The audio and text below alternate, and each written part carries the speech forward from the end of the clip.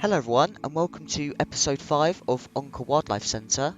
In today's episode I will be building for the new animal, the Sifaka, and I will also be putting in with some extra lemurs.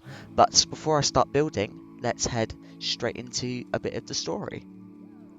After the fuss with the Madagascar dome being built, Ashlynn suddenly got a call from the head vet of the armadillo enclosure to say that the armadillo had been imminent for giving birth, and before they even knew, our female armadillo Adela has given birth to 4 identical twins.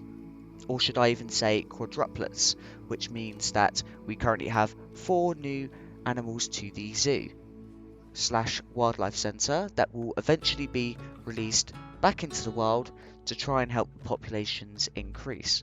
To represent the story of the armadillos and their journey, Ashlynn has set up a little education program outside where she will go outside and start talking to people about armadillos. So she has lined up the new 4 baby armadillos, pictures of them along the bottom of the floor, as you can see now, and she will be talking out the front of the zoo to kind of discuss about the importance of these species.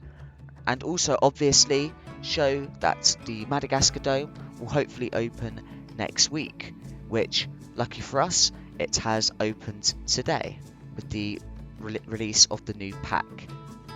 Now with the story over, I'd like to go over some of my feelings around the new animal pack, which is called the Zookeeper's Animal Pack. I think this pack might not be the best for some people, but in my opinion I think it is one of the best ones that's actually come out.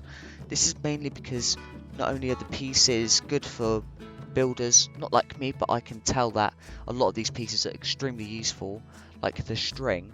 Oh my god, you can do like the piano strings. Oh my god, I was going to do that, but I thought I'm not going to go into too much detail with this habitat. I don't want to spend too long with it, so I just wanted to keep popping out videos so I can hopefully make the best habitats in the smallest amount of time to show you guys. Expect next video, as I said last time, the next video will be the spectacled bear, which will fit in an area which I'll have to theme around a little bit, so everything's going to be a little bit patchy for the meantime, so just do know that. Sorry if you heard my dogs barking just then, but anyways, the habitat I'm building is obviously for the Sifaka and also some of the lemurs, which is the red ruffed and the black and white ruffed. That's mainly because I have built for the ring-tailed lemurs so many times that I've actually kind of got bored of them. The fact that I think I want to build for the other ones just because I haven't built for them before, and plus I think they're a little bit underrepresentative, and I think this habitat is representing the critically endangered lemurs, as the ring-tailed are just endangered, not critically endangered. So I think it's quite a good idea to represent that. And in fact, I was actually just going to do the new one, but I thought, actually, I'm just going to build for all the lemurs because there is enough space for them all, and I think it fills it up rather nicely.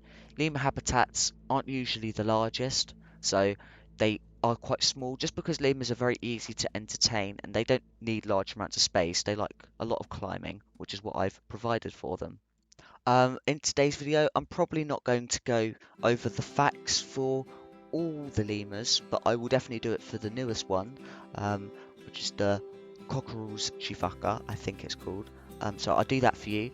And a little bit about the new pack. I actually love this pack. It's got animals from most sides of the world, obviously the spectacled bear being in the Americas, all the way to the other side of Africa, and all the way up north to Africa, to Egypt, to Kenya, to even like the mountains in the Himalayas. It's just generally an amazing pack. And one thing that I haven't seen mentioned is actually the interspecies enrichment for these guys. You can place most of the animals with basically everything. So for example, the tortoise, the sulcata tortoise or the African spur tortoise, can actually just be put in interspecies enrichment with the dama gazelle, and the Sifaka can be put with all the lemurs, so that's quite handy if you want to go like a Madagascar section, have them all, and they can all be walked through. So I haven't seen a walkthrough one before. I've been to Chester Zoo where they have these, but they don't have them as a walkthrough. They've only got tons of other lemur walkthroughs actually. They've got tons of lemurs over there.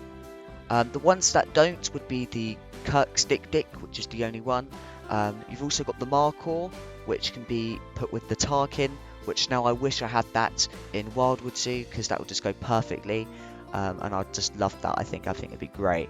And the hamadryas baboon can actually be put with the African elephant, which I believe is the only animal that, like that large animal that doesn't have an interspecies enrichment, like the biggest one that does, because that is just mental. That I don't know if that's popular, if that's a thing, and that's why they've done it. But I didn't think that you could mix a baboon with an elephant, so that's a new thing for me. But I don't know how you'd incorporate that into one because the barriers would have to be very forgiving. I did think about doing one because I want to do a grassland zoo, like a just in general, like a savanna. So I'm thinking of doing that, and I'm definitely going to add those guys, and especially with like the African leopard, the dik and all those things. I just really want to build one now. So this zoo is going to be a mini zoo, so it's not going to be large anyway.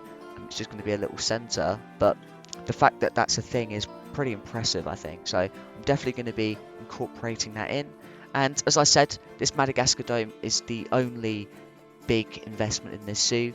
I'm not going to build it for another one. It's just because I knew that the Madagascar area, I was actually going to do a sort of Middle Eastern area, but I thought after this I'm going to be doing a grassland zoo, so I thought maybe I'd leave that for the next one, and for this one I'll build a Madagascar dome, as I haven't actually built for the lemurs in a while, and I haven't built for the fossa, so I wanted to do that. But yeah, moving on to the animal facts for today's video. Starting off with the facts, I would like to say, last episode I pronounced it wrong. I called it the Sifaka, which is wrong. It's actually the Shifork, or Shifauk, or Shifaka, just mainly because of the alarm, so like the sound it makes is exactly like the sound that the animal is. So the way you're meant to say it is meant to be how it sounds, which is quite common in animals actually. I don't know what noise like a giraffe makes. I think that's quite a famous one, but they don't make giraffe. It's like a Pokemon in that fact, which is quite funny. So these are one of the largest living lemurs, around 20 inches from head to toe, and sometimes it can be 16 to 24 with the tail involved. And they're one of the very, very, very unique mammals in the world, where they kind of leap and they use their feet to kind of bounce and go along the ground, which I'm so glad that they added this into the game. I think it's so adorable, and I don't think it would have been the same if they just kept like the normal animations, and I like the fact they've done that. It makes it a little bit more unique for the last pack. Also, they eat mostly plants, leaves being one of their most favourite food, and obviously in Madagascar, mostly plants and animals, I think it's like over 80% are completely endemic, so they're quite unique in that way, that they don't really prioritise like flowers or something like that. They're very like leaves and stuff like that from trees and stuff. The baby Sifaka cling to their mothers, like the belly, so they kind of cling on and hold on for the first 3 weeks of their life, and then they move on to the back, which is quite unique. Not many animals cling onto the belly, they usually cling onto the back, so that's quite fun.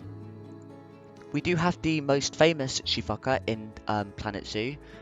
We don't have for example, the diademed, I think it's called, which is the largest one, ranging from a metre, so that's quite a big one. We've got quite a small one, and there's 9 species of them, so there's quite a lot of them. But yeah, they range all through Madagascar mostly, mostly inhabiting on the west coast and ranging all the way north to all the way down south. But sadly, the cockerel's one is critically endangered. This is just mainly because of things like destruction of their habitat, which is mainly like forests, and some species are hunted for their meat, though others are protected by tradition, specifically Malagasy tradition, which forbids eating lemur flesh, which is quite weird comparing they're endangered, but they say they don't. I don't understand that. I'm pretty sure that if there is an animal to eat, they will eat them if they're starving, so that's quite funny. But they're very unique in the fact they can leap over 30 meters, so compare that, that's pretty big. That's a long distance. The fact that they can not limp, they can clear distances over 30 feet and not jump 30 feet. They probably jump around, what, 10 feet or something. I'd imagine they go quite high up. But they're very social animals in the fact they can be up to groups of over around 6 of them. So they live in quite big groups, and they're called a troop, like all lemurs. So they're pretty special in that way, and I think the way they kind of live their lives and kind of hug trees and stuff like that, I think is quite funny. I think I mentioned that last time, the fact they hug trees. I don't know if it is them that hug trees, I couldn't find anything about it, but I'm pretty sure there was a documentary I watched where they hug trees because it gets too hot in the summer, and the trees have some special trees have this, they've got like water inside of them, so it cools the tree down. But yeah, I think that this is the end of today's video, so I do hope you enjoyed. I'm going to start naming the baby armadillos, so if you do want to be named after a baby armadillo, if you leave it down in the comments below, and in about 2 episodes time I will name them all, and then it's like first come first serve, so just help yourself. I'm not particularly happy if you do it or not. I just running out of name ideas now, so I need some help. Anyways, I do hope you enjoyed today's video, and I will see you on the next one. See you again, bye!